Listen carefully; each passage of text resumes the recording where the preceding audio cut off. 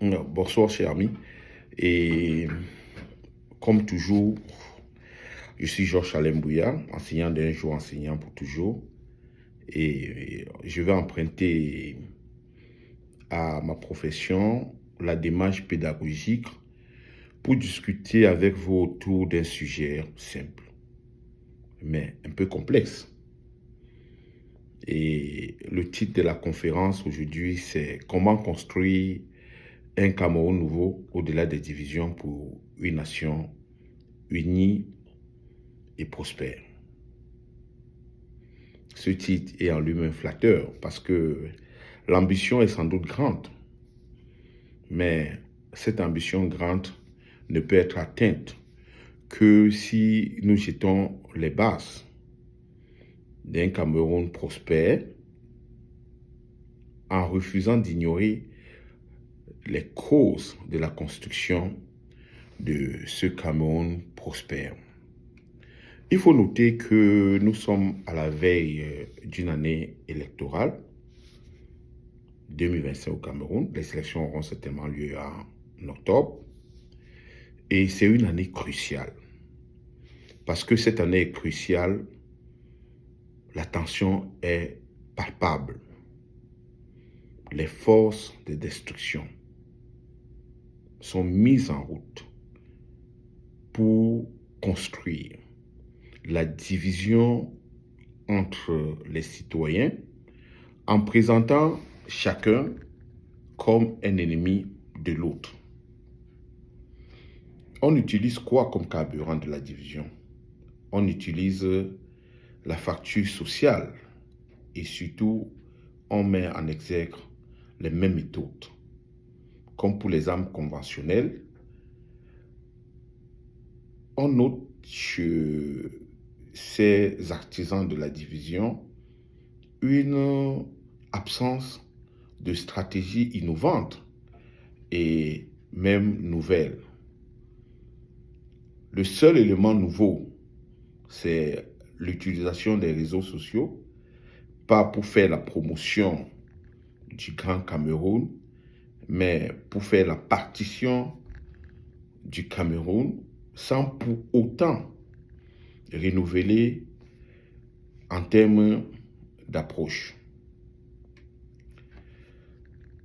Et nous allons noter pour le constater cette faiblesse stratégique de l'intelligence face à l'innovation.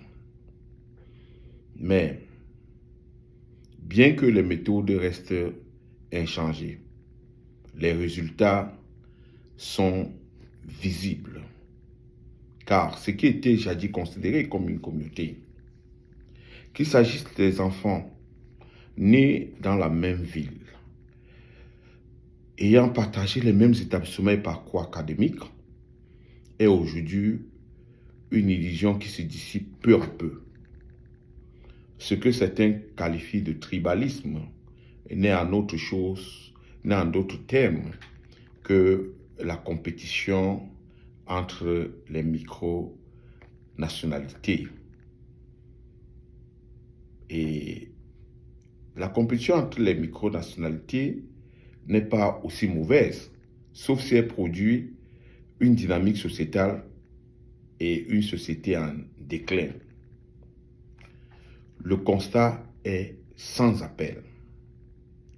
Face aux maux qui rongent notre pays, nous pouvons, nous, qui avons eu la chance d'être là en 90, constater que les réponses apportées par le passé, comme lors de la révolte estudiantine de 1990, étaient souvent fortuites, sans véritable profondeur stratégique.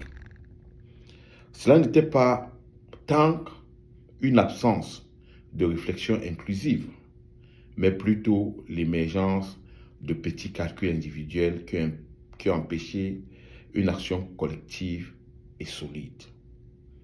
Pourtant, cette période aurait pu être une opportunité pour le Cameroun si l'on avait su exploiter nos faiblesses structurelles et conjoncturelles. Une des faiblesses du Cameroun, bien avant 90, était sans doute la centralisation du système éducatif. Nous avions pour la plupart un lycée par département et surtout une université sur le plan national. Cependant, cette situation offrait également une opportunité unique car elle renforçait la cohésion nationale. Elle favorisait l'inclusion sociale des jeunes issus de diverses communautés et elle permettait l'émergence d'une véritable diversité.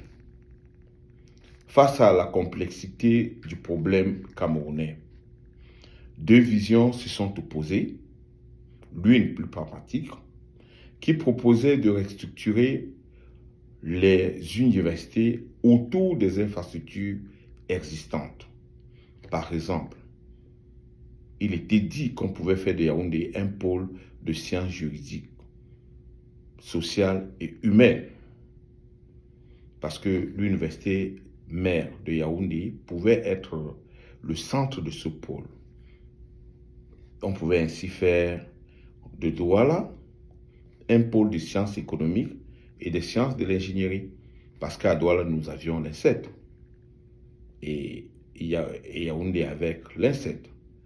On pouvait faire de Tian un pôle de recherche agricole et enfin, on faisait de Ngaoundéré un pôle d'excellence en agroalimentaire. Mais comme souvent dans notre pays, les intérêts égoïstes ont pris le pas sur la vision d'une organisation structurée, cohérente de notre pays. Chacun a cherché à défendre les grands projets d'université régionale au détriment de l'inclusion nationale et d'un réel développement social pour tous les Camerounais. La question fondamentale n'a jamais été réellement posée, c'est-à-dire comment favoriser l'inclusion sociale de tous les Camerounais indépendamment de leur origine, de l'origine de leur région ou de leur appartenance communautaire. Aujourd'hui, le résultat est là, comme vous pouvez le constater. Nous avons des diplômés de l'enseignement secondaire et de l'enseignement supérieur au profil singulièrement réfractaire à la reconnaissance et à l'acceptation de l'autre. Et ces profils sont la conséquence des programmes scolaires inadaptés et obsolètes. On a l'impression que nous sommes condamnés à vivre comme des étrangers dans notre propre pays, sans véritable ambition de faire de nos micronationalités une nation unie, forte et prospère. Alors, à cet instant, il apparaît dans notre subconscient une question. Faut-il alors céder au désespoir? Non. Il est urgent de réagir et de construire un Cameroun nouveau. Cela exige de sortir de l'impasse, des divisions et des stratégies dépassées pour poser les bases d'un véritable changement. Il est plus que jamais temps de repenser notre avenir commun et d'agir autrement. Car, comme j'ai l'habitude de le dire, un autre Cameroun ne peut être possible que si et seulement si nous agissons autrement.